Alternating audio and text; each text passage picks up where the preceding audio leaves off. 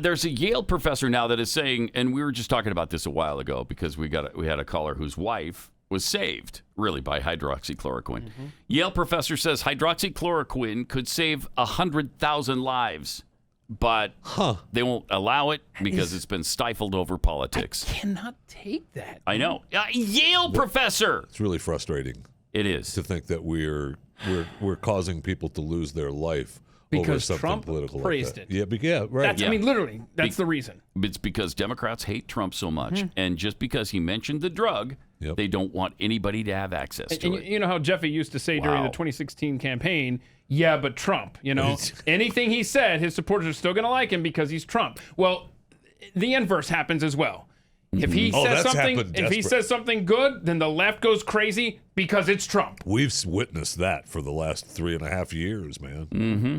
And this is a Yale epidemiologist professor, Harvey Risch, and he says it's a political drug now, not a medical drug. Wow. I think we're basically fighting a propaganda war against the medical facts, and that colors not just population people, how they think about it, but doctors as well. Oh, wow.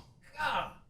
That's heartbreaking, man. There are many doctors that I've gotten hostile remarks from saying that all the evidence is bad for it. And in fact, that is not true at all. All the evidence is actually good for it when it's used in outpatient uses. We are a stupid society. And lives are at stake. That's the worst part here. You're playing politics with people's lives. If hydroxychloroquine helps, and it clearly does in many cases, you have to know how to use it, and you have to know for whom you recommend it. Well, that's what we're supposed to have the medical professionals for. That's correct. Yes. It's just like any other drug. You shouldn't go out and take Zoloft if it's not right for you. You shouldn't take any drug if it's not right for you. And that's the same in this case. But even if I think it's right for me? Even if you think it is. Yeah, maybe you should consult a medical professional. Really? But in thousands and thousands of cases, it has helped people. It has saved their lives. Yeah. When nothing else would. The left is constantly, especially during this crisis, you got to listen to the doctors, listen to the health professionals.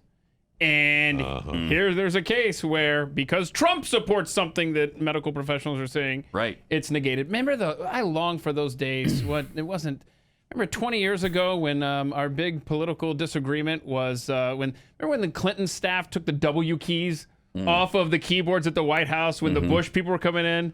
I remember that being reported. I don't remember that being fact. Those are good times. Those were good times. But now we're playing politics with a drug that could save how many people's lives because we don't like the guy who promoted it. Good times. I liked the W off the keyboard better. Yeah, you did? Yeah. I mean, it was kind of rhetorical, but I mean, I guess if you do want to answer that, I guess it's a fair point. I just wanted to make sure. No, that's good. Knew. There's no gray area now. There's no gray area. He preferred the W key days.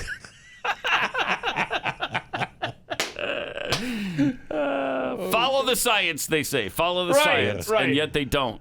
They just don't. No, they don't. They follow the politics instead. And now I love this too because when you follow the science, you can't go wrong. We all know that, right? Right. The scientists are always right. 100%. Scientists are now saying that temperature checks are unreliable and could do more harm than good. What? Wait, what? Checking your temperature? Yes. Yes. Isn't that great? Popular Science reported that scientists say the practice of screening via temperature checks is not rooted in science.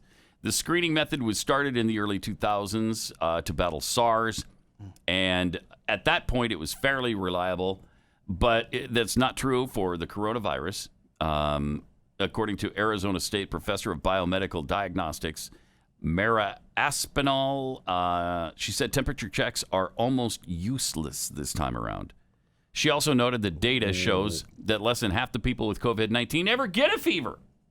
I didn't know that. I didn't either. Did you know that? No. That many didn't get a fever? Less than half get a fever. And plus, if you... Wow, I didn't know that. They show, and one of the reasons that I'm sure it's unreliable is that I could have it prior to, right? I mean, I have it and the symptoms aren't showing. Yes. But I can still spread it. Yes. So I can come into your office or your business and you're infected, but you don't know it. My temperature's fine, right? Yeah, you've got no symptoms yet. So, But I thought everybody who got it had Ended a up fever. having a fever. Yeah.